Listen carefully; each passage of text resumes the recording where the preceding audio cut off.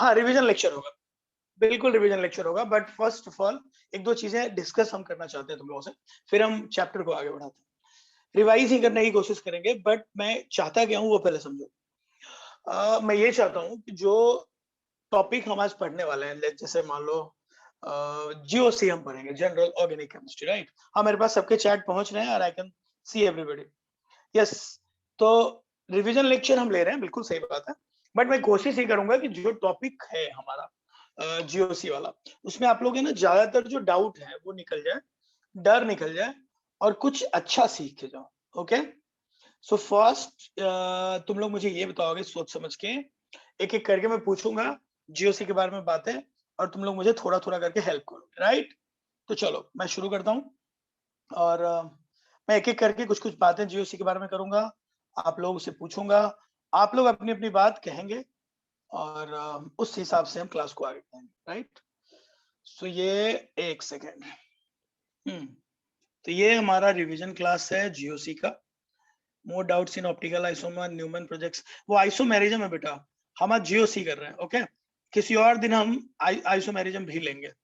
Okay, today's class is today's class belongs to general organic chemistry.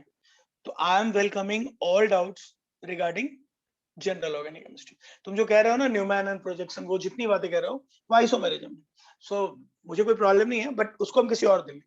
आज की class is all about GOC, so मैं एक एक करके आपसे कुछ कुछ बातें डिस्कस करूंगा। हाँ, I know you have till, अच्छा GOC is finished, okay okay, tautomerism is going on, okay.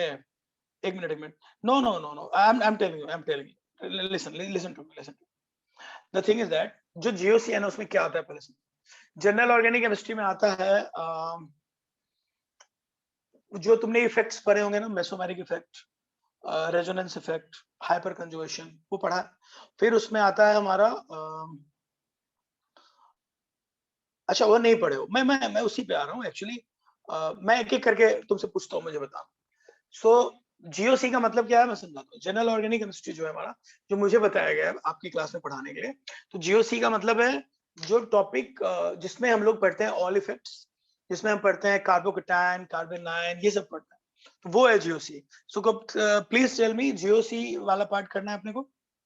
अच्छा, सिर्फ आइसोमेरिज्म ही सिखाया गया है, वो सिखाया नहीं गया, ओहो। तो ये मुझे थोड़ा सा यहाँ पे शायद कम्युनिकेशन थोड़ा सा गैप है। मुझे जो बताया गया था उसके हिसाब से जीओसी पढ़ाना था आज की क्लास में। Okay, so now I, okay okay, no problem, मैं समझ गया।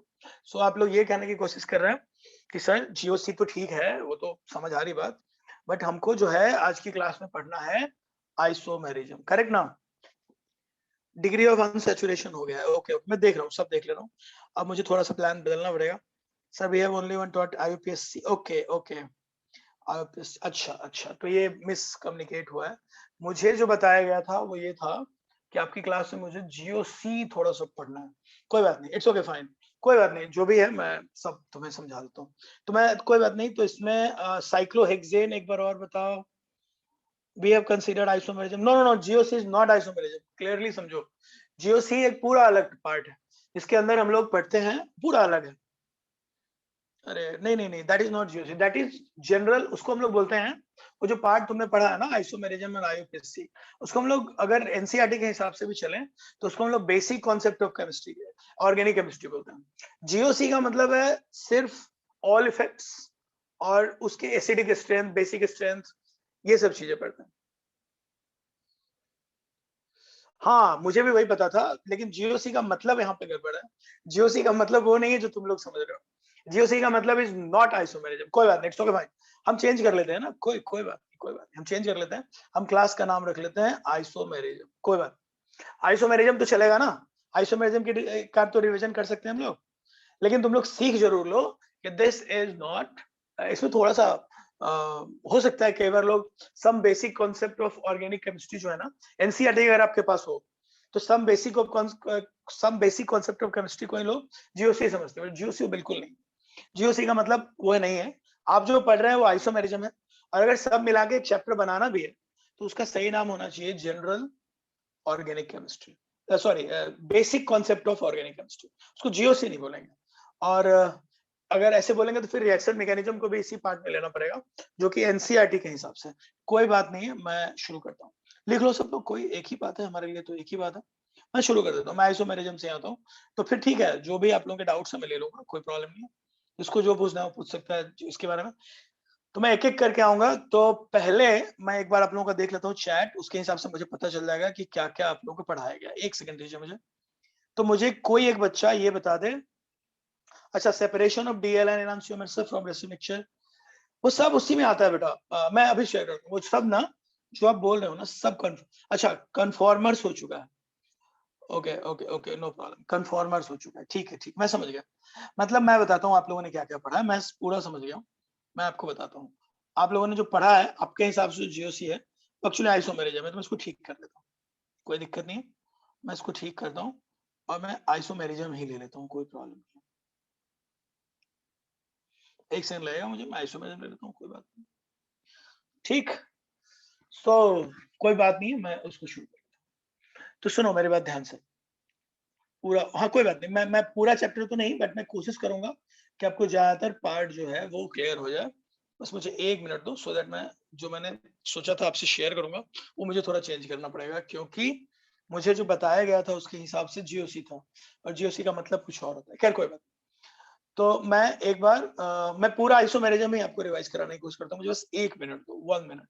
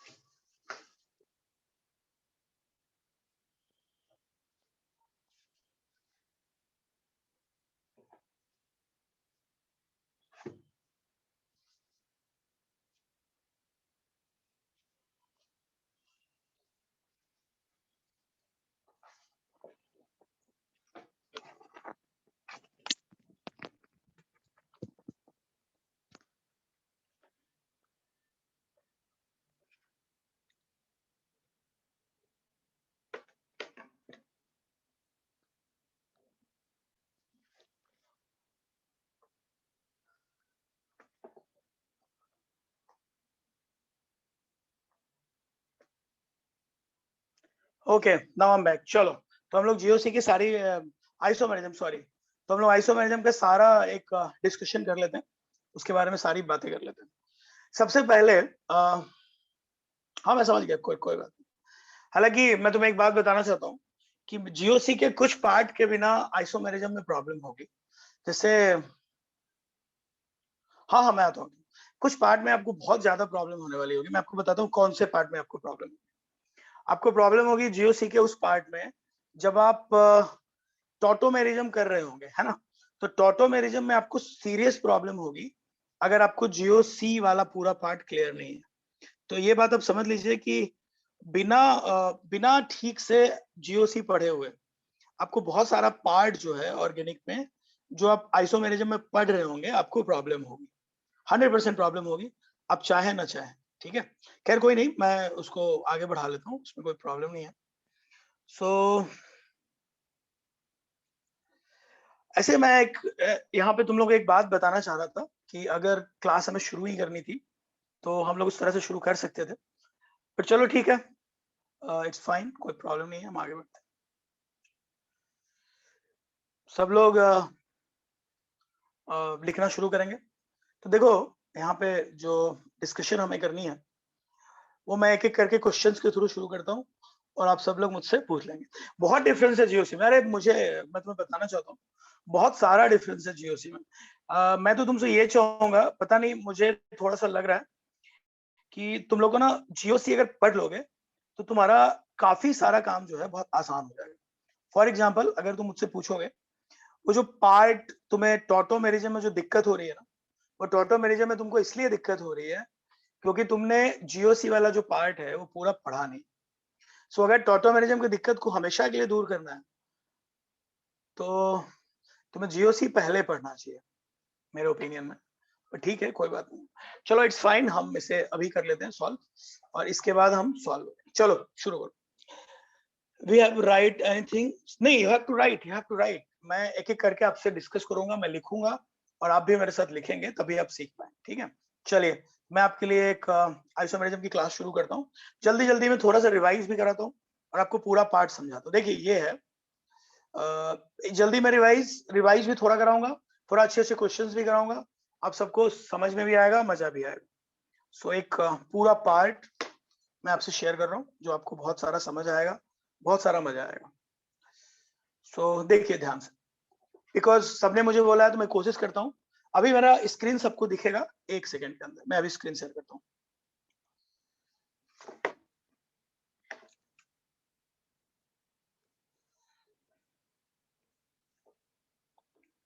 थोड़ी प्लानिंग खराब हो गई भाई, मुझे बताया गया था कि ये क्लास जो है जीओसी की है, बट कोई बात नहीं, इट्स फाइन। तो इसमें ना मैं उसके हिसाब से पूरा प्लान कर रहा था। जीओसी इज नॉट लाइक, इसमें हमारा जो है गड़बड़ हो जाता है यहाँ से। 1 सेकंड, चलो। सो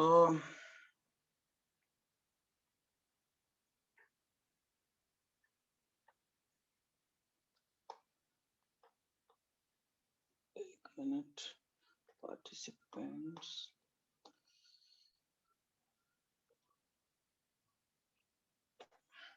इन्होंने होस्ट का टेंशन रखा हुआ है, कुछ भी शेयर करने के लिए वापस से होस्ट बनाना पड़ता है, कैमरा ऑन करने के लिए भी होस्ट बनना पड़ता है भाई, तो बहुत सारी प्रॉब्लम।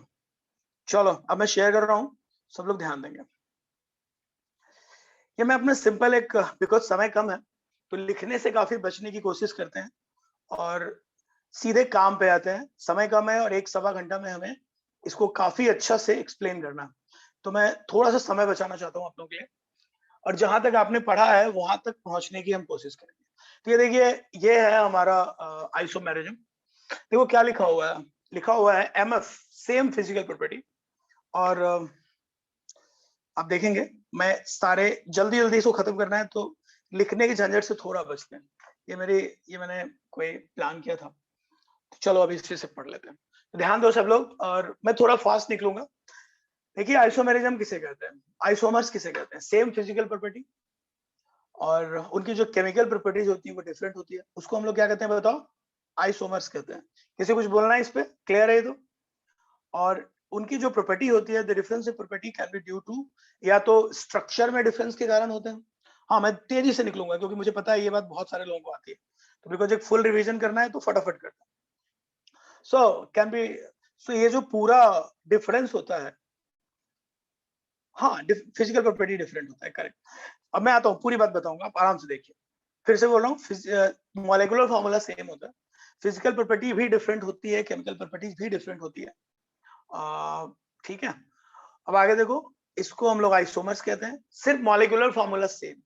अब इस बेसिस पे अब देखो ध्यान से, ये जो डिफरेंस होता है प्रॉपर्टी में, वो या तो स्ट्रक्चर के डिफरेंस के कारण होता है, देखो क्या लिखा हुआ है, डिफरेंस इन स्ट्रक्चर और difference in orientation. Check it out, difference in structure और डिफरेंस इन, देखो क्या लिखा हुआ है, substituent, difference in orientation of substituent.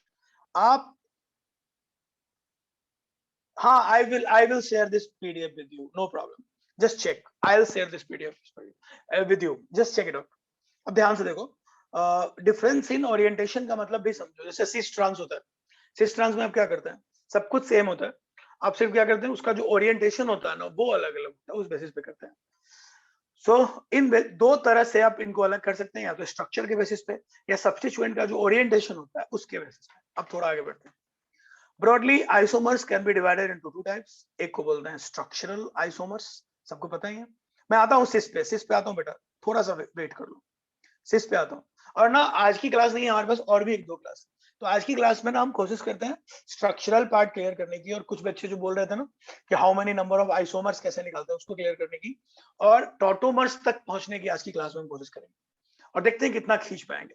एक ही दिन में सब मत समझो, मैं पूरा समझाऊंगा, बस तुम लोग थोड़ा आराम से बैठो, सब समझ में आएगा। सिस ट्रांस सब तुम्हारा मैं डाउट लूंगा बाद में, एक बार मेरी तरफ से देखो, काम पे आते हैं। फिर कॉन्स्टिट्यूशनल जो होते हैं उनमें क्या होता है, तो देखो दो तरह का है, एक है स्ट्रक्चरल, इसको हम बोलते हैं कॉन्स्टिट्यूशनल, उनके बारे में कहते हैं कि they are having different structure, जैसे देखो इनके स्ट्रक्चर्स डिफरेंट है।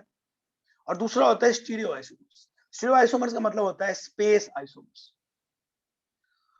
उनके पास स्ट्रक्चर सेम होते हैं बट उनके जो ऑर्बिटल होते हैं ना, उनके ओरिएंटेशन, उनके जो सब्स्टिट्यूएंट होते हैं ना, उनके ओरिएंटेशन अलग होते हैं, करेक्ट।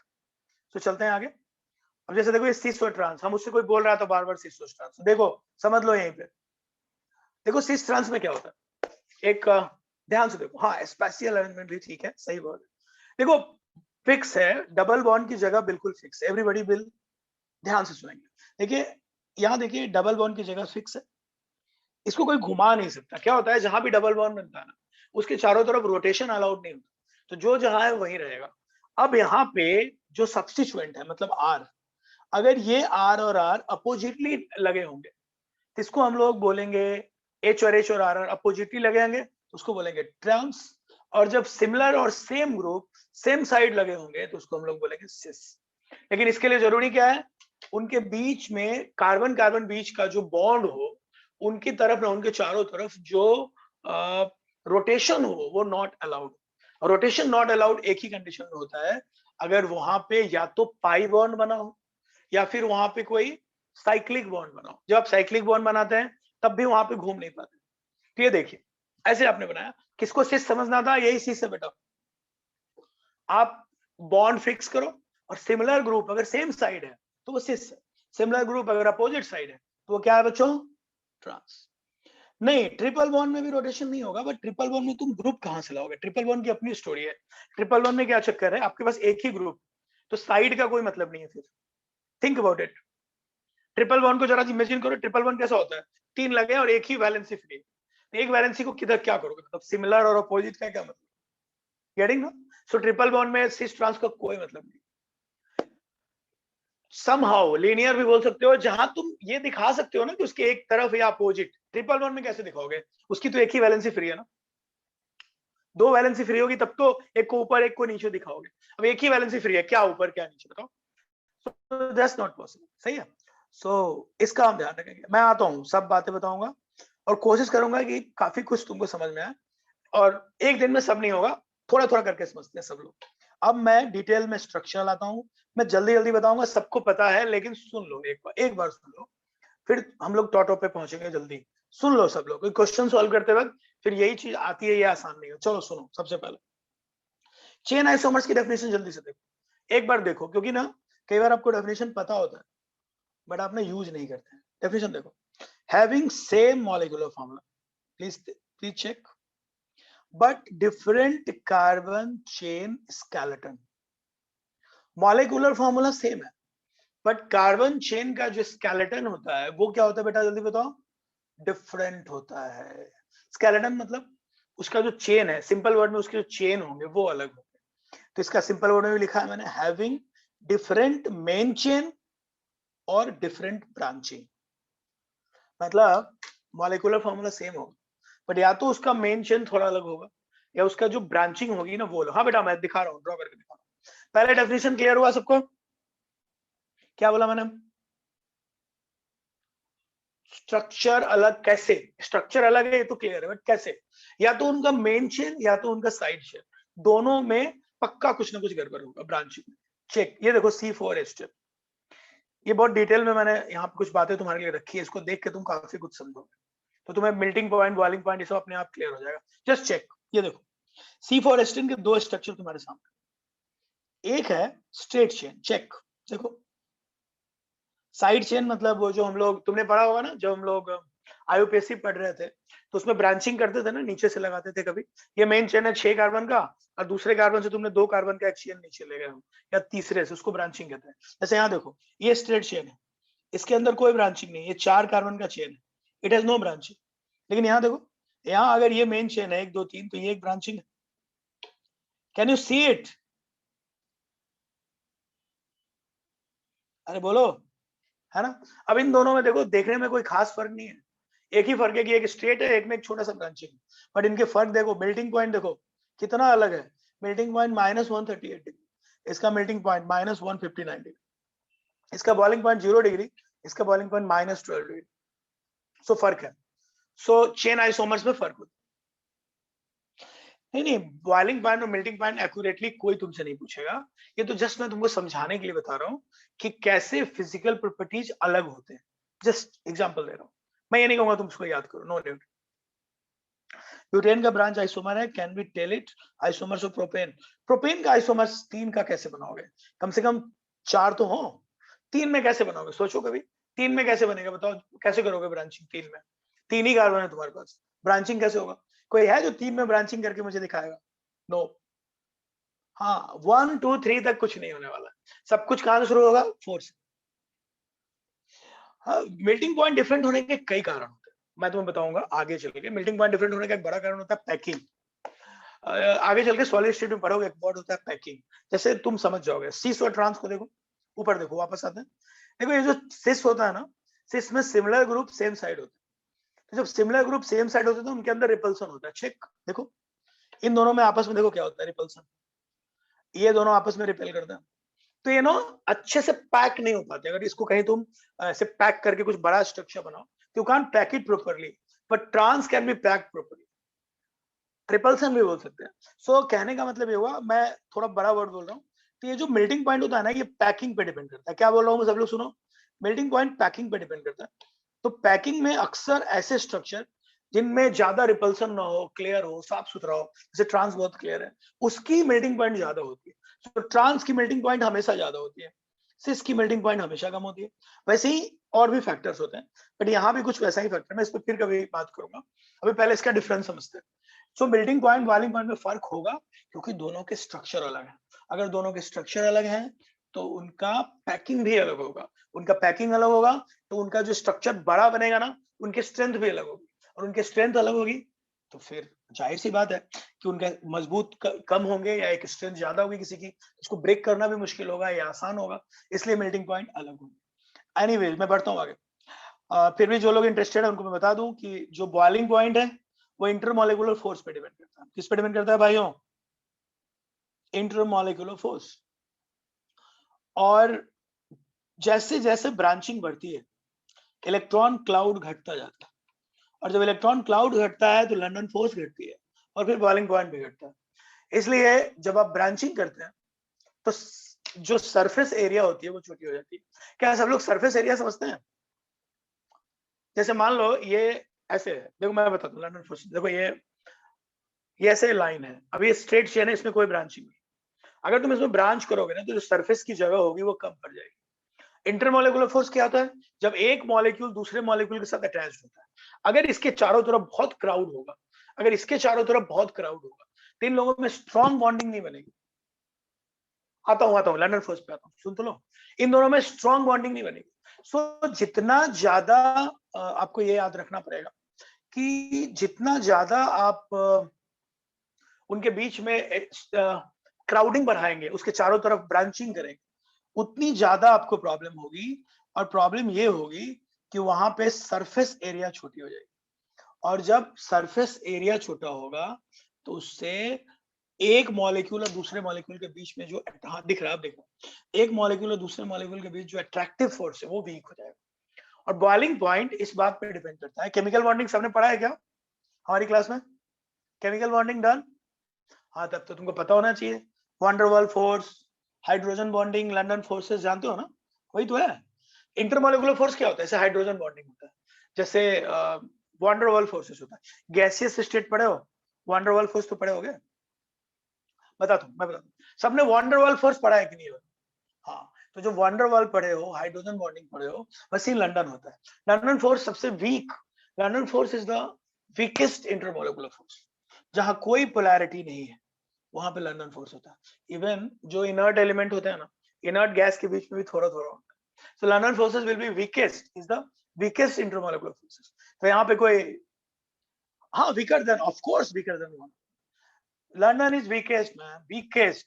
वैन डर वाल्स ठीक ठाक होता है, सबसे अच्छा हाइड्रोजन, फिर van der Waals. London force एकदम बर्बाद, यानी जो नोबल गैसेस होते हैं ना, हीलियम, उनके बीच में भी होता है। That is because of charge cloud. एक का चार्ज क्लाउड दूसरे के चार्ज क्लाउड को अट्रैक्ट करता है। मैं किसी और दिन आऊंगा उस पर, वो केमिकल बॉन्डिंग का टॉपिक है। मैं बस आपको कुछ बातें यहाँ पे बताना चाहता हूँ। एक बात मत समझो, अगर क्राउड बढ़ाओगे, भीड़ बढ़ाओगे, क्या होगा बच्चों? सब लोग बोलो, क्राउड बढ़ाओगे, भीड़ बढ़ाओगे, क्या होगा? क्राउड और भीड़ बढ़ाने से सरफेस एरिया छोटी होगी। सरफेस एरिया छोटी होने से एक मॉलिक्यूल दूसरे मॉलिक्यूल से अच्छा बॉन्ड नहीं बनाएगा। अच्छा बॉन्ड नहीं बनाएगा तो उसको बॉयल करना आसान हो जाएगा, और उसकी जो बॉइलिंग पॉइंट होगी ना, वो कम हो जाएगी। क्लियर? तो आगे भी इसका ध्यान रखना। बस इतनी सी बात है, इसमें कुछ ज्यादा टेंशन लेने जैसा है नहीं। सबको क्लियर हो रहा होगा, आई एम श्योर। अब मैं थोड़ा आगे बढ़ता हूँ, इसलिए मैं आपके सामने थोड़ा फट लिखने का झंझट खत्म करके सीधा, ये मेरे ही लिखे हुए नोट्स हैं जो मैंने अभी जस्ट मुझे समझ, क्योंकि मैंने तैयार कुछ और किया था आप लोगों के लिए, क्योंकि मुझे जीओसी बताया गया था, मैंने उसके हिसाब से सोचा था कि अच्छे क्वेश्चन करवाऊंगा, अच्छी थोड़ा सा। अब मुझे इमीडिएट प्लान करना पड़ा, तो मुझे लगा कि ये भी ठीक है, क्योंकि मेरे पास ये पड़ा हुआ था। मैं आता हूँ, हाँ यस, यहाँ पे बोल सकते हैं, बिल्कुल बोल सकते हैं। लिखो, मैंने लिखा ही है कि ब्रांचिंग बढ़ने से, ये देखो मैंने तुम्हारी बात को यहाँ लिख दिया। क्या लिखा मैंने, जरा सब लोग देखेंगे, मैं शेयर भी करूंगा आपसे। देखिए यहाँ पे मैंने लिखा है, प्लीज राइट इट। वैसे मैं शेयर भी कर दूंगा, यू कैन राइट ऑल्सो। लिखना अच्छा होता है, जब आप लिखते हैं तो वो चीजें आपके दिमाग में बार बार आती है और वो आपका अपना बन जाता है। ठीक है, हाँ, ऑर्गेनिक बुक में लिखिए, बिल्कुल ऑर्गेनिक बुक में लिखिए आप लोग। ठीक है, सबको clear? 1 second, just 1 second, I will back.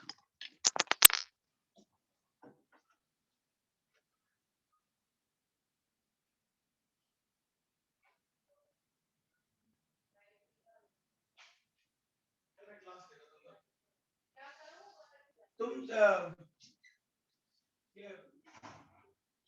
वो लाया हूँ ना,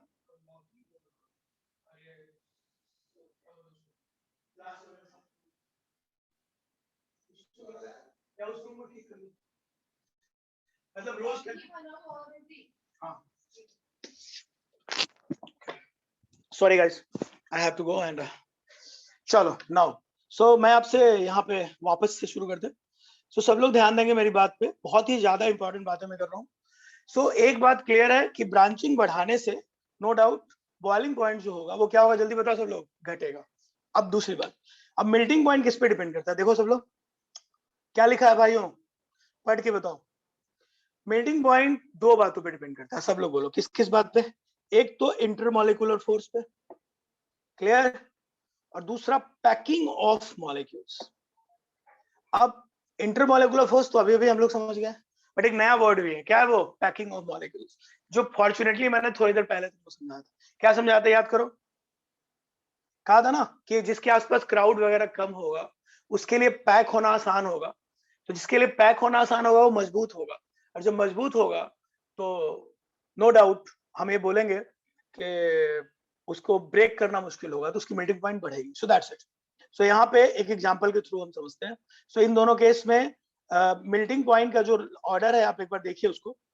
मेल्टिंग पॉइंट -138 डिग्री था, इसका मेल्टिंग पॉइंट -159 डिग्री था, इसकी बॉइलिंग पॉइंट 0 डिग्री थी, इसकी बॉइलिंग पॉइंट 12 डिग्री। सो बॉइलिंग पॉइंट थोड़ा सा इसका कम है, और मेल्टिंग पॉइंट नेगेटिव में, समझ ही रहे हो, सबको क्लियर है। so, दोनों चीजें ही घट रही है बिकॉज इसके दोनों factors melting point boiling point को कम कर रहे हैं। अच्छा एक और एग्जांपल लेते हैं, ये देखिए ये है एग्जांपल पेंटेन का, ये बढ़िया एग्जांपल है। N pentane, isopentane, everybody will watch this. N pentane, isopentane, neopentane. Can you check boiling point? देखो सब लोग, बॉइलिंग पॉइंट 30 डिग्री था एन पेंटेन का, उसमें देखो कोई ब्रांचिंग नहीं है। आइसोपेंटेन में ब्रांचिंग है, सबको दिख रहा है, एक ब्रांचिंग, एक ब्रांचिंग होते ही बॉइलिंग पॉइंट 30 डिग्री से कितना हो गया भाइयों? 28 डिग्री। देखो मेल्टिंग पॉइंट इसका -130 था, इसका -160 है, आप देख सकते हैं। सो यहाँ पर भी ब्रांचिंग बढ़ने से बॉइलिंग पॉइंट और मेल्टिंग पॉइंट दोनों डाउन हो। सो सही बात है, कुछ बच्चे ये बोल भी रहे थे मुझे कि सर क्या हम ये बोल सकते हैं, तो मैं बोलूंगा बिल्कुल बोलो। ब्रांचिंग के through melting point boiling point का ध्यान रखना, अच्छे बच्चों के लिए ये चीज है। नॉर्मली लोग कई बार इसको मतलब इस पे क्वेश्चन आते हैं, क्यों आते हैं मैं तुम्हें बताता हूँ। इस साल जो लोग एनसीईआरटी पढ़ते हैं उनको बता दूं, मेंस में इससे क्वेश्चन आने की पॉसिबिलिटी बढ़ती जा रही है, क्योंकि एनसीईआरटी बेस्ड चीजें ज्यादा आ रही है। तो यू हैव टू अंडरस्टैंड इससे क्वेश्चन अब आने लगे, तो ये सब चीजें भी हमको आनी चाहिए। तो अभी अभी नया क्या सीखा हम लोगों ने? ब्रांचिंग बढ़ने से क्या क्या घटता है भाइयों, जल्दी बताओ, कौन बताएगा मुझे? Melting point boiling point, very good. इस पे आएगा सवाल, तो क्या गलती करोगे? तुम्हारे एग्जाम में आएगा, गलती करोगे? नो, वेरी गुड, बस आसान है। अब मैं आता हूं आगे। अब देखो पोजीशन आइसोमर्स, फटाफट एकदम जरूरी बात तुम लोग बताने जा रहे हो, एकदम फटाफट सबको समझ में आएगा, पढ़ो जरा। Compounds having same MFs, same type of main chain and branching, but having different position of, देखो functional group और substituent और double bond और triple bond। क्या बात कर रहे हो यार, स्क्रीन बिल्कुल विजिबल है? अरे भाई सबका स्क्रीन विजिबल है, क्या नाम है? पीयूष, पीयूष स्क्रीन विजिबल है? Just check your internet, screen is very much visible, just check your internet, okay? या एक बार और आ जाओ जाके वापस, screen is quite visible I guess. हाँ देखो देखो देखो, चेन के बाद हम पोजीशन क्यों पढ़ाते हैं, आइए इसके बारे में सोचते हैं। सब लोग सुनना, चेन पोजीशन में एक दुश्मनी है। अगर चेन है ना तो पोजीशन नहीं होगा, और अगर पोजीशन है तो चेन नहीं होगा। सो पोजीशन की एक शर्त है कि जो स्ट्रक्चर है वो वही रहेगा। तुमको करना क्या है बताओ? सिर्फ फंक्शनल ग्रुप की जो जगह है वो बदलेगी। Is that okay to all of you? सब लोग रेडी हो? Same molecular formula, same type of main chain and branching, but having different position of functional group or substituent or double bond or triple bond, या तो functional group या तो double bond या तो triple bond, इनकी जो जगह होगी ना वो अपन चेंज करेंगे, बाकी कुछ भी चेंज मतलब चेन वही रहेगा। अच्छे से बिठाओ दिमाग में, functional group of course chain, अरे भाई कहाँ हो तुम? पूरा चेन सेम, फंक्शनल ग्रुप भी सेम, सिर्फ फंक्शनल ग्रुप या डबल बॉन्ड या ट्रिपल बॉन्ड की जगह बदली जाएगी। आइए एग्जांपल से देखो, ये देखो ब्यूटेनॉल, चेक, ये तुम्हारा ब्यूटेनॉल है और जगह देखो, ब्यूटेनॉल की जगह देखो, एक बार ये यहाँ था, अगली बार बीच में। क्या सबको मेरी बात समझ में आ रही है? That's it. अब नीचे बढ़ता है, ये देखो ट्रिपल बॉन्ड की जगह देखो, एकदम किनारे पे था, अब देखो बीच में। तो ये दोनों आपस में पोजीशन आइसोमर्स है, नो डाउट, चेक। ये दोनों आपस में पोजीशन आइसोमर्स है, वैसे ही ये दोनों भी आपस में पोजीशन आइसोमर्स। अगर मैं इनको ए और इनको बी बोलूं तो ये दोनों आपस में position isomers. Is that okay to all of you? Triple bond की जगह देखो, चेक करो नाउ। अब देखो देखो नीचे वाला थोड़ा इंटरेस्टिंग, ये आते हैं बराबर, और मुझे याद है बच्चे एकदम गलती करके आते हैं, हमको नहीं करना है गलती। आइए देखते हैं, इसमें देखिए स्ट्रक्चर विल बी सेम, जो साइक्लिक बेंजीन है वो बिल्कुल सेम, मतलब उसका मेन स्ट्रक्चर से आप छेड़छाड़ नहीं कर सकते। सीएल की जगह पे बस ध्यान, ये रेजोनेंस होगा, रेजोनेंस से आइसोमेरिज्म का क्या लेना देना है, इस पर कुछ नहीं, रेजोनेंस की कहानी का आइसोमेरिज्म से कोई लेना देना नहीं। एक बेंजीन है, उसके अंदर का स्ट्रक्चर पहले जैसे ही है, बस ये है कि क्लोरीन की जगह बदल गई। एक बार दोनों क्लोरीन एक दूसरे के ऑर्थो पे है, यहाँ पे एक दूसरे के पैरा पे है, और फिर एक दूसरे के मेटा पे। तो ये जो तीनों है आपस में स्ट्रिक्टली पोजीशन आइसोमर्स है, और इसमें कोई भी मतलब कोई कंफ्यूजन नहीं होना चाहिए, ठीक है? सो आप देखिए आपके सामने है, और यहाँ पर भी जो बॉइलिंग पॉइंट है वो पोलैरिटी पे डिपेंड करेगा। पोलैरिटी क्या है? आप सब ने डाइपोल मोमेंट के टाइम पढ़ा होगा। हमारी क्लास में कितने बच्चे हैं जिनको याद है डाइपोल मोमेंट जब वो केमिकल बॉन्डिंग पढ़ते थे? याद है? जिसका डाइपोल मोमेंट ज्यादा वो पोलर ज्यादा, पोलर ज्यादा डाइपोल मोमेंट पढ़ा होगा तुमने यार। डाइपोल मोमेंट तो याद रखना पड़ेगा, कोई ऑप्शन ऐसे याद होगा तुमको कि ये जो कंपाउंड है इसका, देखो एक मिनट, ये जो कंपाउंड है ये वाला, कई लोगों को याद होगा, जल्दी से बताओ इसका डाइपोल मोमेंट कितना होगा भाइयों, बताओ क्या होगा इसका डाइपोल मोमेंट? 0। देखो सबको याद है, क्योंकि सिमिलर ग्रुप अपोजिट है, एक दूसरे को क्या करेगा? कैंसिल आउट, वेक्टर क्वांटिटी है। सो जिसका डाइपोल मोमेंट ज्यादा, उसकी पोलैरिटी ज्यादा, उसका इंटरमोलिकुलर अट्रैक्टिव फोर्स ज्यादा, और उसकी बॉइलिंग पॉइंट भी ज्यादा। सो अगर इसमें देखेंगे तो सबसे कम बॉइलिंग पॉइंट किसकी होने वाली है? अगर 1 2 3 की बात की जाए तो सबसे कम बॉइलिंग पॉइंट होगी 2 की। फिर देखो जिन लोगों ने डाइपोल मोमेंट पढ़ा है उनको पता है कि यहाँ जो है डाइपोल मोमेंट 1 की डाइपोल मोमेंट सबसे ज्यादा होगी, क्योंकि उनके बीच में 60 डिग्री का एंगल है। अगर आप चेक करेंगे तो फॉर्मूला था अंडर रूट, वेक्टर क्वांटिटी लगाते हैं ना, तो वेक्टर फॉर्मूला क्या होता है? Under root A square plus B square plus 2ab cos theta, और ये cos थीटा 30 है। चेक कर ले यार, तो ऐसे करके तुम चेक कर सकते हो। तो फिजिक्स का भी फॉर्मूला हाँ तुम लगा सकते हो। सो बॉइलिंग पॉइंट आप डाइपोल मोमेंट के सिंपल, ये हर टीचर करवाते हैं अपनी क्लास में कि इन तीनों में किसकी डाइपोल मोमेंट ज्यादा है। सो ये डाइपोल मोमेंट का ऑर्डर है और यही बॉइलिंग पॉइंट का भी ऑर्डर है। सो एक और बात सब लोग सीखते चलेंगे, ऑर्गेनिक अच्छी करनी हो तो हम सबको केमिकल बॉन्डिंग अच्छी करनी पड़ेगी। क्लियर? क्योंकि तुमको अगर केमिकल बॉन्डिंग नहीं आएगी ना भाई, तो तुम हर एक मोमेंट पे फंसोगे, हर जगह फंसोगे, और हमको अब फंसना नहीं है। इसलिए हम लोग क्या करेंगे, अच्छे से तैयार करेंगे। क्या, कौन बताएगा मुझे? हम लोग को तैयार करना होगा केमिकल बॉन्डिंग, ताकि आप बार बार देख लेना, रिवाइज कर लेना, कोई बात। सो ये मैंने आपको एक नई बात बताई। मेल्टिंग पॉइंट पैकिंग पे डिपेंड करेगा, जैसा कि मैं बोल चुका हूँ। मेल्टिंग पॉइंट सिर्फ और सिर्फ पैकिंग पे डिपेंड करेगा, ठीक है? हाँ, बॉइलिंग पॉइंट में डाइपोल मोमेंट का ऑर्डर होता है, तभी बॉइलिंग पॉइंट सिस का ज्यादा होता है और ट्रांस का कम होता है, क्योंकि ट्रांस की डाइपोल मोमेंट 0 होती है और सिस का डाइपोल मोमेंट क्या होता है? नॉन जीरो होता है। सही कह रहे हो तुम, वाह, देखो कितनी जल्दी सीख रहे हो तुम, बहुत अच्छी बात है। इंसान को सीखे, उसको इस्तेमाल करे फटाफट, बहुत अच्छा, वेरी गुड। ये कहानी सिस ट्रांस में भी लगेगी, सही कहा उसने। ट्रांस की बॉइलिंग पॉइंट कम होगी और सिस की बॉइलिंग पॉइंट ज्यादा होगी, क्योंकि जो ट्रांस है उसका डाइपोल मोमेंट 0 होता है। मुझे लग रहा है सबको समझ में आ रहा है। अब हम बढ़ेंगे आगे। लेकिन भैया मेल्टिंग पॉइंट जो है वो पैकिंग पे डिपेंड करेगा। किस पे डिपेंड करेगा भाइयों? पैकिंग। अब जरा देख के बताओ, इन तीनों में सबसे आसानी से पैक कौन होगा? इन तीनों में सबसे आसानी से पैक कौन होगा? 2, क्योंकि उसमें क्राउड वगैरह बहुत कम है। सो जो आसानी से पैक होगा उसकी मेल्टिंग पॉइंट ज्यादा होगा। सो मेल्टिंग पॉइंट का ऑर्डर यहाँ वैसा नहीं होगा जैसा पहले। सो यहाँ पे मेल्टिंग पॉइंट के ऑर्डर में थोड़ा चेंज होगा और you will find it something different. And it's कहाँ गया, सॉरी, थोड़ा अलग होगा यहाँ पे और मैं थोड़ा पीछे आ गया। So order will be like 2 1 3, ठीक है?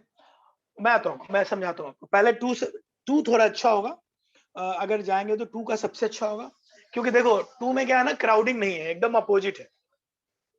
इसमें अगर दोनों को पास पास रखोगे और एक दूसरा मॉलिक्यूल भी ऐसे लेके आओगे तो उनको पैक करना मुश्किल होगा। सोचो ना, एक जगह है जहां तुम ऐसे स्ट्रक्चर को पैक कर दो, तो अगर सिमिलर स्ट्रक्चर ऊपर नीचे है तो एक दूसरे को वैसा एक और मॉलिक्यूल हो तो दोनों को पैक करना इजी होगा।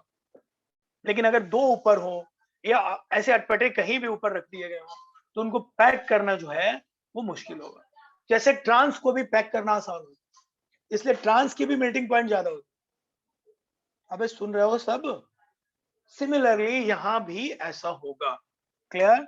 सो 2 का सबसे ज्यादा होगा और उसके बाद जब पैकिंग का फैक्टर हो गया तो फिर कॉमन फैक्टर अपना लगा लो, वो तो पहले से क्लियर है सबको। सो 3 कहाँ गया? आप 3 और 1 में चेक कर लो। 3 को पैक करना कॉम्परेटिवली आसान है एज कम्पेयर टू 1। सो पूरा ऑर्डर उल्टा बोल गया, हाँ कॉम्परेटिवली। सो पूरा ऑर्डर अगर हम देखेंगे तो सबसे आसानी से जो पैक होगा वो 2 है, और एक चेक कर लो, फिर एक 1 है, और मुश्किल होगा थोड़ा 3 को पैक करने में। सो टोटल ऑर्डर होगा 2 1 3।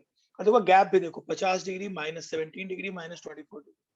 सो यहाँ पे ये इंटरेस्टिंग सवाल है, अगर एग्जाम में आ गया तो लोग गलती करेंगे, क्योंकि पैकिंग वाले फैक्टर को भी समझना इंपॉर्टेंट है। So this is the order 2 1 3। एक बार और देख लो क्वेश्चन, ये था क्वेश्चन। पैकिंग करते वक्त हमारा ऑर्डर है 2 1 3। ठीक है, देखो पैकिंग में दिक्कत सेम सी ही होगी। तो अब आप जिसको जैसे सबसे आसानी से पैकिंग 2 होगा, और 1 और 3 में अगर कंपेयर करना है तो फिर पोलैरिटी भी देख लो। तो पोलैरिटी 1 की 3 से ज्यादा है तो वो फैक्टर 1 के साथ चली जाएगी। 2 एक्सेप्शनली बहुत आसानी से पैक होगी, और 1 और 3 में सिमिलर ही शायद पैकिंग में प्रॉब्लम हो, दोनों में प्रॉब्लम होगी। तो फिर जैसा कि मैंने कहा था, आप मेल्टिंग पॉइंट के लिए दोनों देखिए, पैकिंग भी देखिए और क्या देखिए, पोलैरिटी भी देखिए। तो पोलैरिटी वाइज 1 3 से बेटर है। सो 2 1 3। अरे ये तो मानते हो ना कि 1 और 3 दोनों में प्रॉब्लम होगी पैक करने में, तो पोलैरिटी चेक कर लो, है ना। पोलैरिटी 1 की 3 से बढ़िया है तो ऑर्डर वही रख लो, 2 1 3। ठीक, चलो डन। अब देखो, मैं तुम लोग कह रहे थे ना कि सर कैसे पता करेंगे कि किसी कंपाउंड में टोटल कितने आइसोमर्स होते हैं, वो मैं तुम्हें सिखाऊंगा अभी कैसे पता करेंगे, और उसपे सारे मुश्किल सवाल करवाएंगे ताकि सबका डर ही खत्म हो जाए। अब देखो, अब मैं और बढ़ता हूँ, C6H14 चेक। इसमें देखो कितने इसके बनेंगे, बताओ इसके कितने बना सकते हो। पहले सब बनाओ तो जरा, देखते हैं हमारी क्लास में कौन बच्चा बनाएगा। Just draw all structural isomers of C6H14।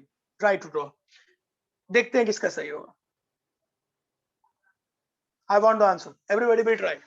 C6H14. Everybody will try and give me the answer.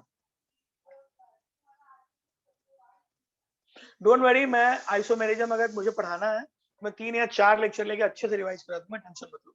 सीखो, अभी जो पढ़ा रहा हूँ सीखो, और मैं भरोसा दिलाता हूँ कि तुम अगर पूरी क्लास ध्यान से पढ़ोगे तो इस पे वेस्ट कोई भी सवाल ऐसा नहीं है जो तुम छोड़ पाओगे।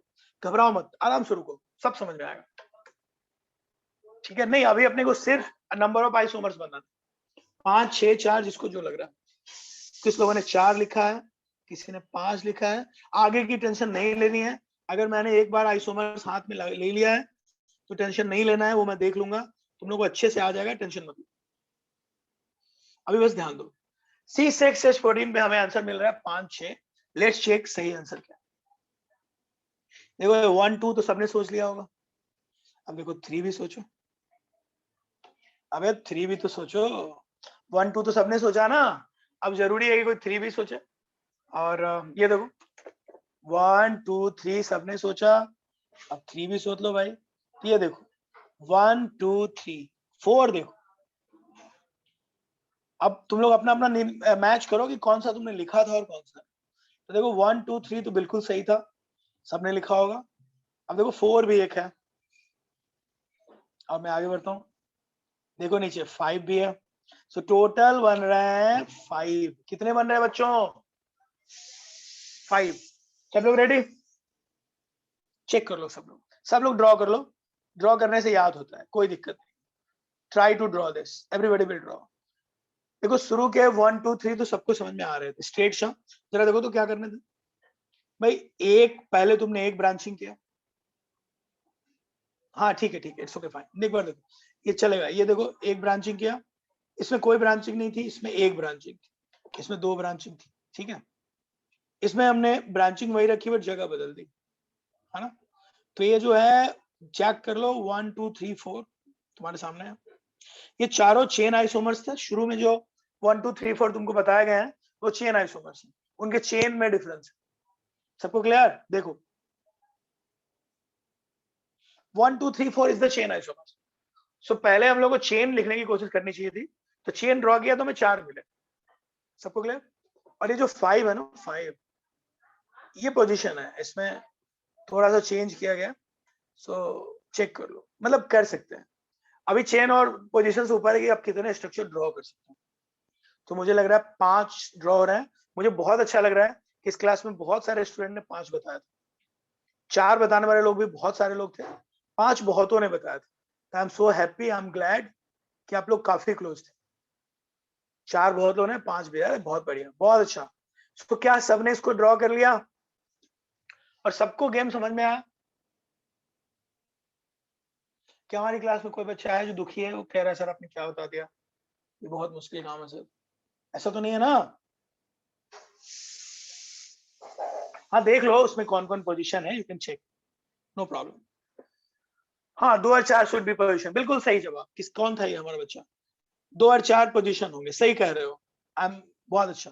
रिंग विल नॉट कम, बिल्कुल सही बात है। तुमने नया नया पढ़ा है ना कि रिंग कब आता है? जब हमें कोई डिग्री ऑफ अनसैचुरेशन मिलता है। क्या मिलता है? डीओयू। क्या इसमें कोई डीओयू है भाइयों? सबको पता है कि इसमें डीओयू 0 है। मैं सबको डीओयू भी पढ़ाऊंगा, लेकिन अभी तो सबको पता ही है। रिंग होगा तो ना, तो यहाँ डीओयू 0 है, तो यहाँ रिंग का कोई संभावना नहीं है, ना डबल बॉन्ड ना ड्यू। अब आ जाओ थोड़ा मुश्किल बढ़ता हुआ। देखो मैंने पूरा लिस्ट बनाया हुआ है, मैं सिखाऊंगा how would we know, I will tell you. अभी के लिए तो इतना है कि अगर कोई कंपाउंड, ये जो कंपाउंड मैंने आपको दिया, ये अल्केन है। अल्केन मतलब CnH2n+2, ठीक। अब तुम बताओ कोई भी अल्केन अगर होगा तो अल्केन में कोई अनसैचुरेशन होगा? नहीं होगा ना। अनसैचुरेशन कब आती है? जब कोई अल्कीन हो, कोई अल्काइन हो। तो अगर मैं अल्केन दे रहा हूं तो डीओयू तो 0 ही होगा ना। सोचना क्या, आई गेस सबको समझ में आ रहा हो। अब ये देखो, ये मुश्किल सवाल है और अच्छा भी। C7H16 check, just check it out. देखो इसके कितने बनते हैं? इसके बनते हैं 8 9 बनते हैं टोटल। चेक कर लो, सब लोग ध्यान लगाओ, 9 बनते हैं इसके टोटल। देखो सीखो, C7H16 के 9 बनते हैं, 9। अगर एग्जाम में आ जाए, क्या कहते हो, लिख पाओगे 9? मुझे तो नहीं लग रहा, एक तो जरूर छूटेगा। और चलो अगर मैंने C9 दे दिया तो क्या करोगे? दिक्कत होगी ना? अरे बोलो। इसलिए मैंने इससे बचने के लिए कुछ टेक्निक भी बताया है और एक लिस्ट बताई है, उससे भी काम होगा। तो एक तो ये तरीका है कि आप शुरू में तो थोड़ी मेहनत करें। तो देखो C6 तक तो सबको याद है, तुम लोग स्टार्ट से बोलो। देखो मैंने याद पूरा स्टार्ट से बताया हुआ है, इसमें ना मैंने सारे इंपॉर्टेंट एक साथ लिख दिया है, इससे बाहर कुछ नहीं आना। ये सारे मुश्किलों का हल मैंने तुम्हारे लिए यहाँ ढूंढा हुआ है, बस इसको ध्यान रखना और लिख लिख की प्रैक्टिस करना। अब तुम क्या करोगे, देखो देखो आइसोमेरिज्म कहाँ से शुरू होता है? स्ट्रक्चरल। जब तुम कहाँ लाते हो? जब 4 आएगा। तो 4 में कितने होंगे भाइयों? याद करो जल्दी। 2। 5 में कितने आएंगे? 3। 6 में 5, 7 में 9, C8 में 15, C9 में 35 और C10 में 75। देखो C10 C9 एग्जाम में आएगा नहीं, ये मैं तुम्हें बता रहा हूँ। एग्जाम के लिए इंपॉर्टेंट क्या हो मैं लिख रहा हूँ तुम्हारे लिए। C10 भी नहीं, C10 बहुत बड़ा हो जाएगा, कोई भी एग्जाम देने वाला इतना बड़ा आपको नहीं देगा। तो आपके लिए सबसे इंपॉर्टेंट कौन कौन हो गया पता है? मैं बता रहा हूँ। आपके लिए इंपॉर्टेंट हो गए ये, यहां तक तो आप खुद ही कर लेंगे, बच्चा कोई भी कर लेगा। आप अगर इन तीनों को याद कर लेना, इन तीनों को, तो आपने एग्जाम में सारी टेंशन खत्म। इन तीनों को याद कर लो। कौन तीनों? C7H16, C8H18, C9H12 याद कर लो। और एक काम और करो, घर पे लिखने की सारी प्रैक्टिस करो। जब तक 15 ना हो जाए दिमाग लगाते रहो, जब तक 35 ना हो जाए दिमाग लगाते रहो। वो एक तरीका है, इससे आपको याद हो जाएगा। और अगर आपको एग्जाम के लिए जल्दी सोचना है तो आप अगर इन तीनों को याद रखते हो तो काम चल जाएगा, क्योंकि उसके ऊपर वाले आप ड्रॉ कर पाओगे। मुझे लगता है कि C5H12 तक आदमी ड्रॉ कर लेगा, C6H14 भी ड्रॉ कर लेगा, तो वहां तक तो याद ही रखो। सिर्फ C8H18 और C9H20 याद कर लो, 15, 15 एंड 35। तो इस टाइप का कोई भी सवाल तुम नहीं छोड़ोगे। अग्री? अरे बोलो भाई, तो मानते हो ना काम का है ये लिस्ट तुम्हारे कितने काम की है ना? बहुत काम की। मैं आपको भेज दूंगा, आप घर पे और आराम से देख लेना, आप ही के लिए है, जस्ट काम आएगा। मैं बढ़ता हूँ। नेक्स्ट अब है फंक्शनल आइसोमर्स। मैं जानता हूं आप लोगों को आता है, लेकिन जैसा कि मैंने आपने देखा कि हाँ 5 मार्क्स आ जाएगा, कोई नहीं रोक सकता। स्कूल में भी आएगा इस पे सवाल, कोई नहीं रोकेगा तुम्हारा। स्कूल का तो मैं बता दूं कौन सा सवाल आएगा। C7 6 C6 आता है, स्कूल वालों का फेवरेट है C6। हाँ हाँ, अरे स्कूल वालों का यही फेवरेट है, ये वाला याद कर लो, स्कूल में यही आता है, यही स्कूल में आएगा तुम्हारा मार्क्स फिक्स। और अगर इधर वाले एग्जाम में किसी ने पूछा तो भी तुम्हारा मार्क्स फिक्स। मैं बढ़ता हूं आगे। अब देखो हमारे पास है फंक्शनल आइसोमर्स। डेफिनेशन सबको क्लियर है? सेम मॉलिक्यूलर फॉर्मूला, देखो सब लोग ध्यान से। सेम मॉलिक्यूलर फॉर्मूला हमेशा जैसा कि होता है। डिफरेंट फंक्शनल ग्रुप, और कुछ नहीं है। इनके जो फंक्शनल ग्रुप होंगे ना वो डिफरेंट। सो डिफरेंट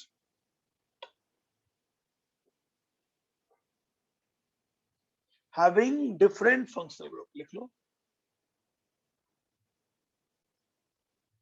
सिर्फ फंक्शनल ग्रुप डिफरेंट।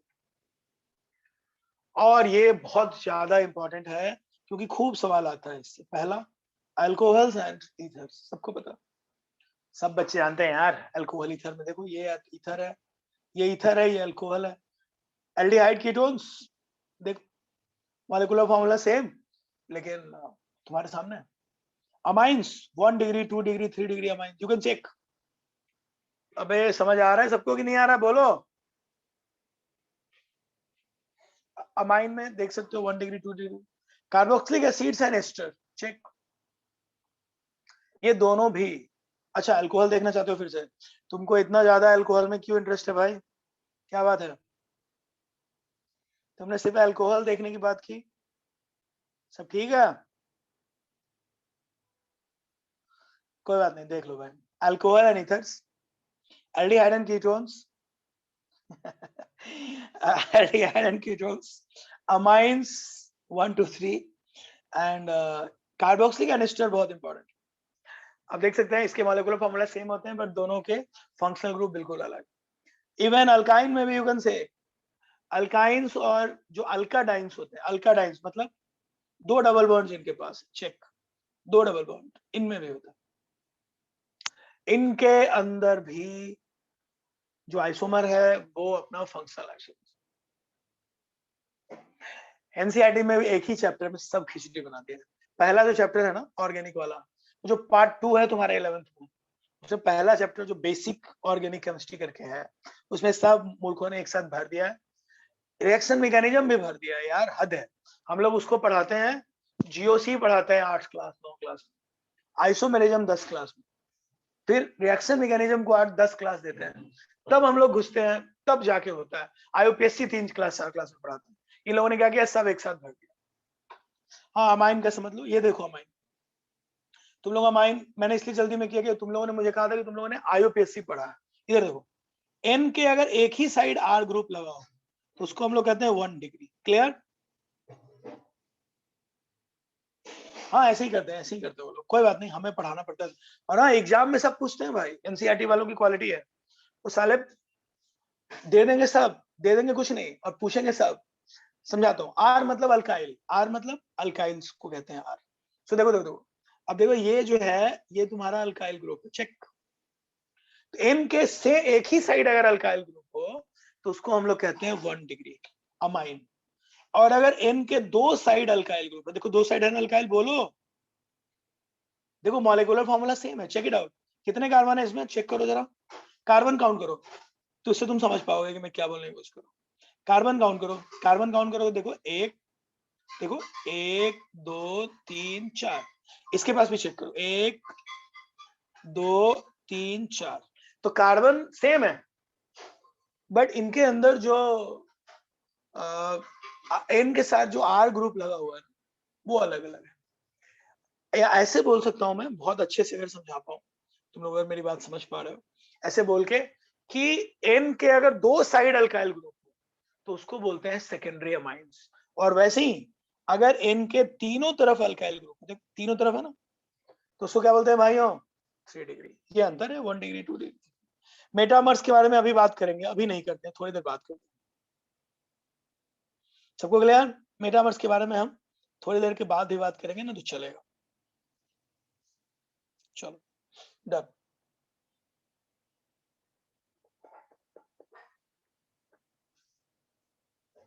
हाँ बिल्कुल, नोट्स कर, नोट कर। ये शॉर्ट नोट्स नहीं है, ये फुल नोट्स है। इससे ज्यादा दुनिया में कोई नोट्स तुम्हें नहीं लिखवाएगा। अगर तुमने ये पूरा नोट कर लिया तो फुल नोट्स है ना? सो लिखते चलो, डोंट वरी। ये फुल नोट नहीं, बट मैं लिख नहीं रहा हूँ, वो समय बस बच रहा है, वो मैं जान के कर रहा हूँ क्योंकि मेरे पास कम समय है, और कुछ खास नहीं। एनीवे चलो मैं आगे बढ़ता हूँ।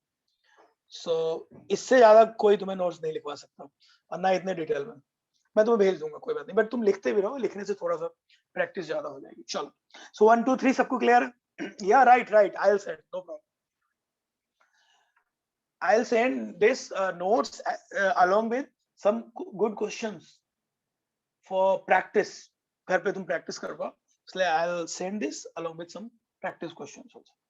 हाँ, अरे मैं क्या बोलते हैं उनका, उनको भेज दूंगा मैडम को, वो तुम्हें भेज देंगी, ठीक है? चलो, उनका नंबर है। अभी फिलहाल आगे बढ़ते हैं, सबको क्लियर हो रहा होगा। अब बढ़ते हैं हम लोग नेक्स्ट पार्ट पे। अब आते हैं मेटामर्स की तरफ। कुछ बच्चे मुझसे फटाफट कह रहे थे सर मेटामर्स मेटामर्स, तो वो समय आ गया है कि पूरी क्लास अब सीखेगी क्या, मेटामर्स। सब लोग रेडी? अब सुनो, दे दूंगा व्हाट्सएप नंबर यार, लिख दूंगा, अभी पढ़ाई तो करो। देखो यहाँ, मेटामर्स का मतलब होता है सेम मॉलिक्यूलर फॉर्मूला। मैं बहुत जरूरी बात बता रहा हूँ, सब लोग फोकस करेंगे। Same polyvalent functional group, words पे ध्यान देना, same molecular formula, same polyvalent functional group. Polyvalent functional group किसको कहते हैं भाई? जो एक से ज्यादा वैलेंसी रखता हो, जैसे बोलो O N S P, मेरे साथ बोलो O N, same molecular formula. हाँ, मॉलिक्यूलर है, मॉलिक्यूलर फॉर्मूला क्या है ना? मेटामर्स के अंदर सेम मॉलिक्यूलर फॉर्मूला होंगे, सेम पॉलीवैलेंट फंक्शनल ग्रुप होंगे, and different oxygen nitrogen phosphorus sulphur, सबको याद रखना है। ये जो चार लोग हैं ये मल्टी वैलेंट है, इनकी वैलेंसी एक से ज्यादा है। तो सबसे पहले तो अपने को मल्टी, हाँ, ONPS, वेरी गुड वैष्णव, सबको याद रखना है। अब देखो, डिफरेंट चेन हो, सेम पॉलीवैलेंट फंक्शनल ग्रुप हो, चेन डिफरेंट हो, डिफरेंट चेन और साइड चेन, चेन या साइड चेन डिफरेंट होगा इसमें। अभी आते हैं कीटोन पे आते हैं। रुक तो जाओ सोहम, रुक जाओ, अब पहले एक बार समझो, एक एक करके समझेंगे ना तो पूरा समझ में आएगा, और कहीं हमने जल्दबाजी किया तो फिर वही रह जाएगा। हम चाहते हैं कि इस क्लास के बाद जो टॉपिक मैं तुमको पढ़ा के जाऊं वो कहीं ना जाए, दुनिया में कोई भी पूछे तुम बड़े आराम से आंसर करो। So just patience, have some patience and just check. So भाई, डिफरेंट चेन, साइड चेन, किसी भी एक फंक्शनल ग्रुप के साइड में, जैसे फंक्शनल ग्रुप के दो साइड होंगे, पॉलीवैलेंट है, तो किसी भी एक साइड या तो मेन चेन अलग होगा या तो साइड चेन अलग होगा, उसको ही हम मेटामर्स कहते हैं। Is that okay? मेरे साथ डेफिनेशन मन ही मन बोलो। Molecular formula same, same polyvalent functional group, oxygen nitrogen sulphur phosphorus, और उसके दोनों साइड चेक करो, दोनों साइड में कार्बन चेन या तो मेन चेन अलग होगा या तो मेन चेन का जो साइड चेन होगा वो अलग होगा। एकदम क्लियर हो गया होगा मुझे लगता है, ठीक? अरे बोलो, ठीक है भाई। अब क्वेश्चन करने का बारी आया। तो देखो, पहला एग्जांपल ईथर से चेक करो, ये ईथर से, इधर देखो ऑक्सीजन बीच में है, मल्टीवैलेंट, दोनों साइड देखो, एक साइड 2 कार्बन का चेन है, दूसरे साइड 3 कार्बन का चेन, सही है? देखो उसके नीचे एस्टर है, एस्टर चेक करो, इसके नीचे एस्टर है, एस्टर में देखो मेन चेन, ध्यान से देखो, इसके अंदर 2 कार्बन का मेन चेन है, यू कैन सी, इसके अंदर 2 कार्बन का मेन चेन है, इसके अंदर 1 कार्बन का main chain. So main chain अलग है इनका। सो ईस्टर में भी हो सकता है, और सही कह रहे थे तुम, कीटोन्स में भी हो सकता है, बिल्कुल हो सकता है, क्योंकि इनके पास भी जो फंक्शनल ग्रुप है वो मल्टीवैलेंट। सो देखो, इधर 2 कार्बन, इधर 2 कार्बन, इस पर इधर 3, इधर 1। सो दोनों साइड वी विल चेक, अगर नंबर ऑफ जो चेन के जो नंबर्स हैं अगर वो अलग अलग हुए तो उनको हम लोग बोलने वाले हैं मेटामर्स। सब लोग रेडी? सबको क्लियर समझ? ओके, ये अच्छा कह रहे हो, पोजीशन हो गया। सुनो सुनो, मेरी बात सुनना सब लोग, ये जो कुछ लोग कह रहे हैं ना पोजीशन हो गया, उन पे मैं भी आऊंगा, 2 बार देखो बस आराम से, मैं आता हूँ। पोजीशन वाली बात पे भी आऊंगा, पोजीशन वाली बात पे भी आऊंगा, और तुम सही कह रहे हो, कई बार मेटामर्स और पोजीशन एक साथ हो सकते हैं, नो प्रॉब्लम। आगे तुम देखोगे कई बार कि 2 आइसोमर्स एक साथ, तो मेटामर्स और पोजीशन आइसोमर्स में कोई प्रॉब्लम नहीं है, चेन और पोजीशन एक साथ नहीं होनी चाहिए। किसका डाउट था? ये कौन बोल रहा था ये बात कि सर ये पोजीशन हो गया? उसको समझ में आई मेरी बात? कौन पूछ रहा था मुझसे? हाँ समझ। अरे 90% क्यों अनुज, ये तो पूरा समझ में आना चाहिए भाई। अब 90 हो रहे ना, अब तो 100 की बारी है, कुछ करना ही नहीं है, एक फंक्शनल ग्रुप ढूंढो जो पॉलीवैलेंट हो और दोनों साइड चेक कर लो। एन पे भी आता, एन का एग्जांपल ये समझे तुम लोग पहले, ठीक है। अब चलो आइसोमर्स, एन में भी देख सकते हैं हम लोग। एन में क्या देखेंगे, देखो पहले स्टेटमेंट एक पढ़ लो सब लोग, ये बहुत जरूरी स्टेटमेंट है। Every isomers of ethers is defined as metamers. Statement बहुत काम का है। आइसोमर्स के जितने, ईथर के जितने आइसोमर्स होंगे, चाहे तुम कोई भी आइसोमर्स की बात करो, अगर ईथर में करोगे तो मेटामर्स कहा जाएगा। हो सकता है कुछ और भी हो, चेन हो, पोजीशन हो, कुछ भी हो, बट साथ में वो मेटामर्स भी होगा। स्टेटमेंट नोट किया जाए और अच्छे से याद रखो। ईथर के केस में चाहे वो कोई और आइसोमर्स ही क्यों ना हो, पॉलीवैलेंट मतलब जिसकी वैलेंसी 2 होती है। जैसे तुम कार्बन ले, जैसे तुम मान लो कोई ऐसा ले लो जिसकी वैलेंसी 1 है, हाइड्रोजन ले लो, नहीं होगा ना, कोई ऐसा जिसकी वैलेंसी 2। मैं आता हूँ एस्टर पर भी आता हूँ, अभी ईथर की बात चल रही है। एस्टर में ऐसा नहीं बोल सकते, ईथर में ऐसा बोलेंगे। ईथर का हर आइसोमर मेटामर भी है, ठीक। वेदांत तुम क्या बोल रहे हो, सी मतलब, सी मतलब एक स्टेटमेंट दिया मैंने, ईथर का हर आइसोमर, अच्छा कार्बन, हाँ हाँ सही बात, ईथर का हर आइसोमर मेटामर्स भी है, बस इतना बोल रहा हूँ, आगे कुछ नहीं। चलो अब देखो एक क्वेश्चन लेते हैं हम लोग। ये बहुत बढ़िया सवाल है, मैं पहले आंसर क्यों दिखाऊं, तुम लोग जरा दिमाग लगाओ। ये लो क्वेश्चन, जिन लोगों ने थोड़ा देखा, ये है क्वेश्चन भाई, चलो ट्राई करो। Maximum possible ethers with benzene ring having formula C8H10O, everybody will try.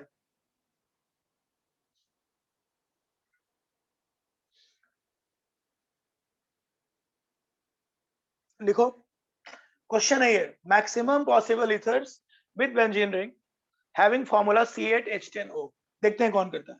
पहले बेंजीन रिंग बना लो और उसके बाद तुम्हारे पास 2 कार्बन और ये जो हाइड्रोजन है वो एक्स्ट्रा है। अब कैसे एडजस्ट करोगे, देखो तुमको सारे ईथर्स बनाने हैं, चेक करो कि तुम कितने ईथर्स बना सकते हो, जस्ट चेक, देखते हैं कितने लोग कहते हैं।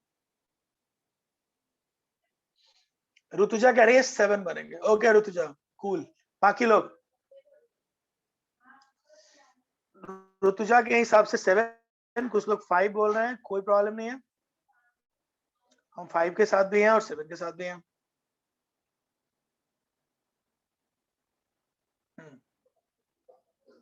4 भी आ रहा है, ठीक है। सब लोग बताओ मिलके, मुझे पता है बहुत सारे लोग बहुत अच्छा बता सकते हैं।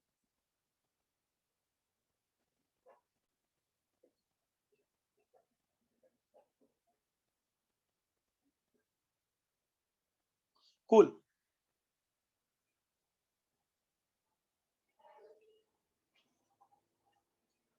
Let's do this.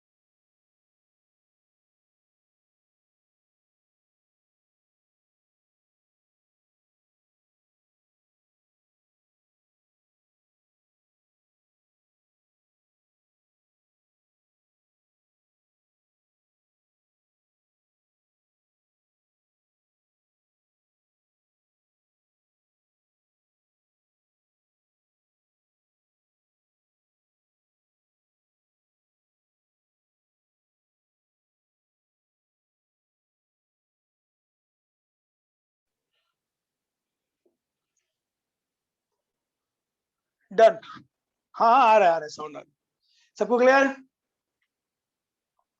अच्छा सुनो सुनो सब लोग ध्यान दो, समय नहीं अपने पास, बहुत फोकस होने की जरूरत है एवरीबॉडी। अब देखो काउंट करते हैं, कितने हुए भाई बताओ जल्दी, count count count. C8H10O check करो, अपने पास टोटल जो बन रहा है, यू हैव टू चेक, ये बन रहा है 1, चेक करो जल्दी, 1 सबने बनाया होगा, 2, C 3 और 4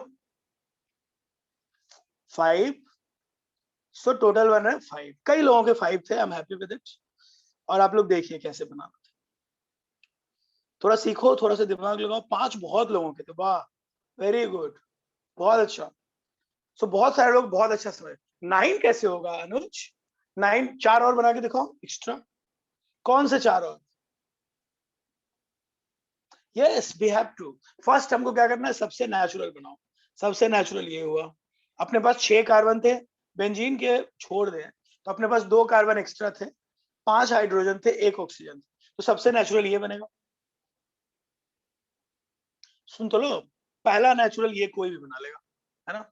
ये बना। उसके बाद दूसरा दूसरा क्या करो, ये वाला बना लो नेचुरली। और यहाँ तो तुम्हें ऑर्थो पैरा मेटा ही करना है, ये 3 तो ऑब्वियस है। OCH3 करो, CH3 को घुमा दो 3 जगह। अरे बोलो, अब ये सवाल सही नहीं है कि सर 9 क्यों?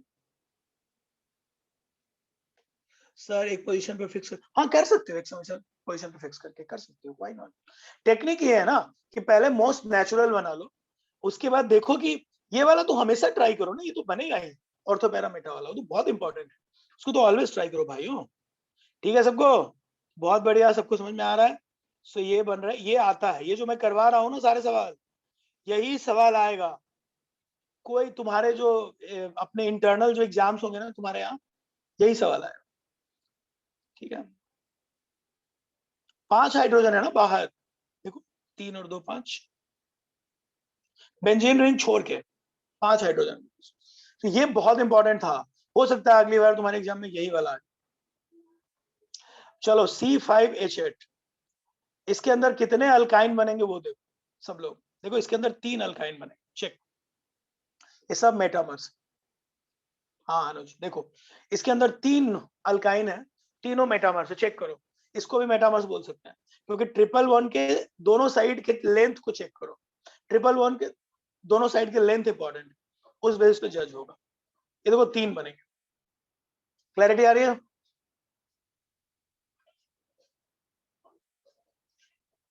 और लास्ट में लोगों के डिमांड पे, क्योंकि मुझे कई लोग बोल रहे थे कि सर नाइट्रोजन वाला भी बताइए, कहा था ना, तो चलो लोगों के डिमांड पे नाइट्रोजन वाला ये रहा तुम लोगों के लिए। तो चलो पहले तुम लोग दिमाग लगाओ, इसका मेटामर बनाना है तो 1 डिग्री अमाइन कितने बनेंगे? चलो सबसे पहले दिमाग लगाओ, कितने 1 डिग्री अमाइन हम बना सकते हैं? ट्राई 1 डिग्री अमाइन, देखते हैं कितने लोग बना पाएंगे।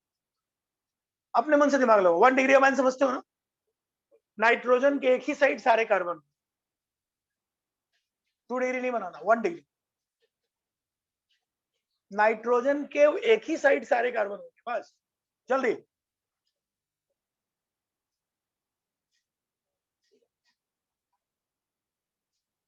तीन आ रहा है आंसर, 4 भी आ रहा, वेरी गुड। ठीक है, मैं करता हूं। देखो भाई, आंसर है 4। सब लोग ध्यान से देखो, 4 आंसर आ रहा है। सब लोग देखोगे तो क्लियर समझ में आएगा। पहला तो ये है, ये भी एक 1 डिग्री अमाइन है, ये भी 1 डिग्री अमाइन है, ये भी 1 डिग्री अमाइन है, और ये भी 1 डिग्री। तो सही आंसर है 4। सब लोग जरा ठंडे दिमाग से सोचो और सोच के बताओ, सही है?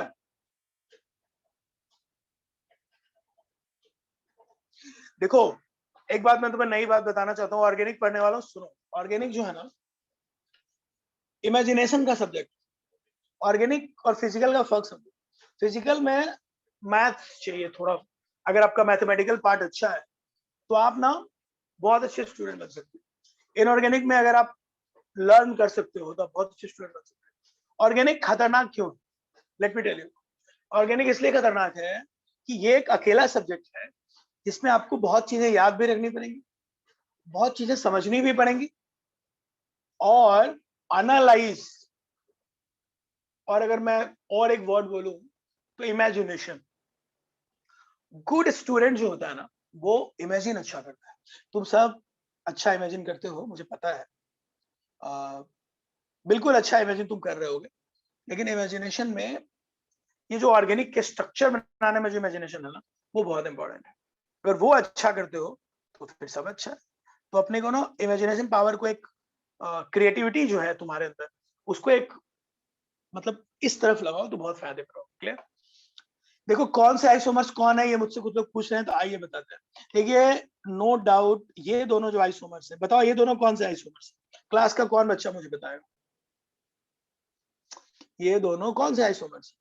नहीं मेटामर्स नहीं है। मेटामर्स तो तब होते हैं ना जब नाइट्रोजन के दोनों साइड देखते हैं।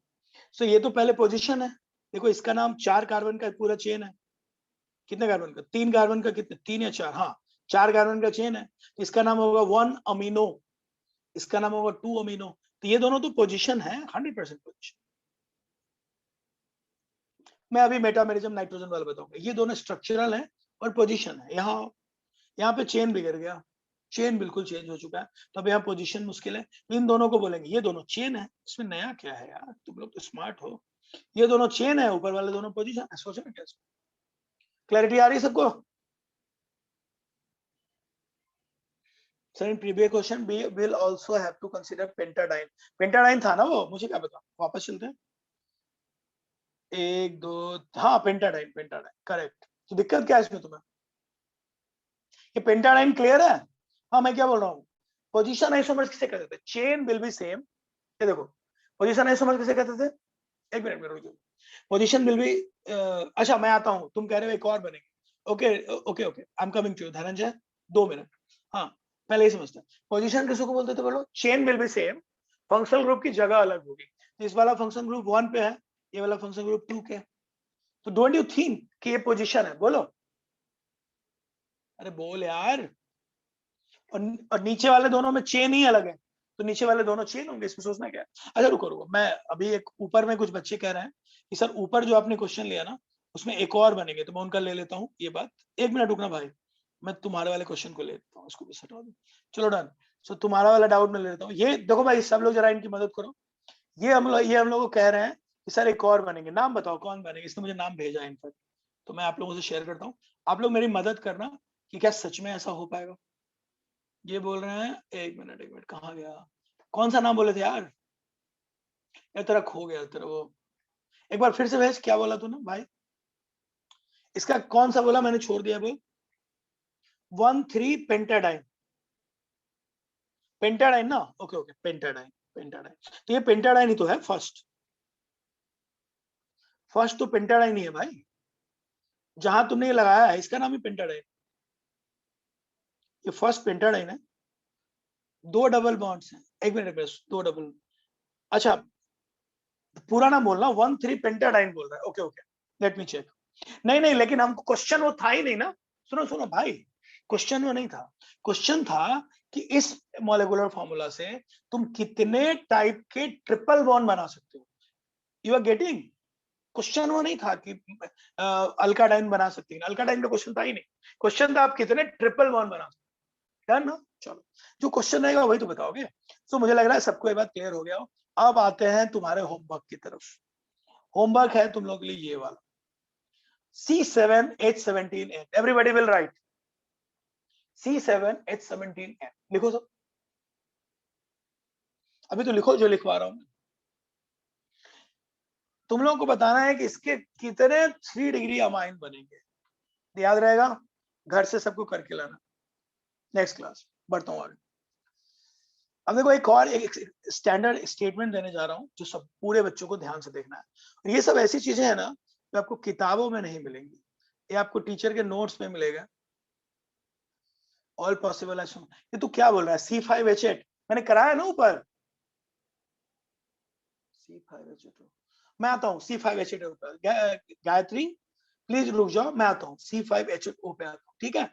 2 मिनट दो, एक बार मैं ये फिनिश कर लूं, फिर मैं तुम्हारे सवाल पे आता हूँ। प्लीज मुझे 2 मिनट दो, नहीं तो पूरा ना वो हो जाएगा। और मैं आपसे प्रॉमिस करता हूँ कि आप सबके सारे डाउट लूंगा। आज मैं बस आपके सारे फंडे ठीक कर रहा हूँ, सब कुछ कर रहा हूँ। फिर मैं अभी मुझे 2-3 क्लास और लेना है, तो जो मेरा लास्ट क्लास होगा ना 2-3 क्लास के बाद, ऐसा कोई क्वेश्चन नहीं होगा आपके मन में जो बच जाएगा। I promise to you. ये क्या है? सानिका पाटिल सर इससे जीओसी क्यों बोले हैं? हाँ वही वही, जीओसी थोड़ा और लग गया, शायद वो एनसीईआरटी को ज्यादा प्यार करते हो, एनसीईआरटी की लैंग्वेज बोल रहे हो, but this is not GOC. और ये तुमको पता है कब पता चलेगा? जब तुमने वो पढ़ा होगा ना मेटा में टॉटोमेरिज्म, तो तुमको बहुत चीजें समझ में नहीं आएगी। स्टेबिलिटी कैसे बताओगे? टॉटोमेरिज्म में तुमने स्टेबिलिटी कैसे बताया? टॉटोमर्स की स्टेबिलिटी करते हो ना, वो जो टॉपिक तुमने पढ़ा होगा उसमें एक टॉपिक आएगा, उस टॉपिक का नाम होगा कि उसमें दो आते हैं कि उसमें एक बनेगा फॉर्म, एक होगा कीटो। तो एनॉल फॉर्म का परसेंटेज पूछा जाएगा। तो एनॉल फॉर्म का परसेंटेज कोई बता ही नहीं सकता अगर उसको जीओसी नहीं आएगा। तो बिना जीओसी हम लोग को आइसोमेरिज्म नहीं पढ़ना चाहिए, क्योंकि कीटो एनॉल टॉटोमेरिज्म में हमको दिक्कत है। हाँ वही एनसीईआरटी पूरा वो है, मतलब बस्ड अप है, इसका कोई मतलब नहीं है। मैं लेकिन भाई देखो एज ए टीचर मुझे तुमसे कन्वे ये करना है कि एक जगह दिक्कत होगी, बाकी जगह काम चल सकता है। वो एक टॉपिक है कीटो एनॉल टॉटोमेरिज्म, वहां पे जब आप लोग एनॉल कंटेंट पढ़ेंगे ना तो आपको जरूर दिक्कत हो, लेकिन उसके अलावा बाकी जगह काम चल जाएगा बिना जीओसी। उस वक्त सर कैसे मैनेज करेंगे वो सर से बात करनी पड़ेगी, बट उसके अलावा आपका काम चल जाएगा। तो let's not get into that, हम लोग फिर कभी बात कर लेंगे। अब देखो जो हो गया उस पर नहीं जाने का, जो बचा उसको ठीक करना इंपॉर्टेंट है। चलो तो मैं अभी ना तुम लोग को, अगर आइसोमेरिज्म है तो कोई बात नहीं है, हम वही पार्ट ले लेंगे। ज्यादा प्रॉब्लम होगा तो पता हम क्या करेंगे, आइसोमेरिज्म पढ़ा लेंगे और वो कीटो एनॉल वाला पार्ट छोड़ देंगे, उसको हम जीओसी के बाद लेंगे। Is that okay? जब आप स्टेबिलिटी ऑफ एनॉल फॉर्म ले रहे होंगे ना तो मैं उसको छोड़ दूंगा, उसको मैं बाद में लूंगा, उसके अलावा बाकी चीजें पढ़ाई जा सकती है, इतनी कोई टेंशन नहीं है। आ जाओ सीखते हैं। सो मेटावर्स, मैं ये नेगेटिविटी के लिए नहीं बोल रहा हूँ, please don't take it otherwise, कोई ये ना ले कि मैं बता रहा हूँ ये नहीं पढ़ा है, ये नहीं बता रहा हूँ, जस्ट बता रहा हूँ कि वहां पे थोड़ी दिक्कत होगी, बट ज्यादा पंगा नहीं है। अगर उन्होंने ये सोच के कुछ उनके दिमाग में प्लान होगा तो बाकी चीजें पढ़ाया जा सकता है। एक जगह दिक्कत होगी तो मुझे दिक्कत होगी तो मैं जीओसी के बाद बोले, कोई प्रॉब्लम नहीं है, ठीक है भाई। चलो, so metamers and functional isomers can be exhibited simultaneously, ये एकदम काम की बात है। इस पे वन लाइनर क्वेश्चन बनते हैं और बच्चे गलती करके आते हैं। लिखो जल्दी, ये अब मैं भेज दूंगा। मेटामर्स और फंक्शनल आइसोमर जो है वो एग्जिबिट हमेशा एक साथ आते हैं। अगर कोई मेटामर है तो फंक्शनल भी है। अबे सुन रहे हो सब, ख्याल रखना। तो कोई मेटामर बन रहा है तो उसको कोई फंक्शनल बोल रहा है ना, तो लड़ाई नहीं करना है। कोई फंक्शन, हाँ ठीक है फंक्शनल है कोई बात, मेटामर भी है। तो ये स्टेटमेंट ध्यान रखना है। कई बार इस पे ना वन लाइनर बनते हैं, कोई बोलेंगे मेटामर्स कैन बी फंक्शनल, कोई बोलेगा functional can be metamers. Always भाई always metamers and functional can be exhibited, हर मेटामर फंक्शनल है, ऑलवेज है भाई।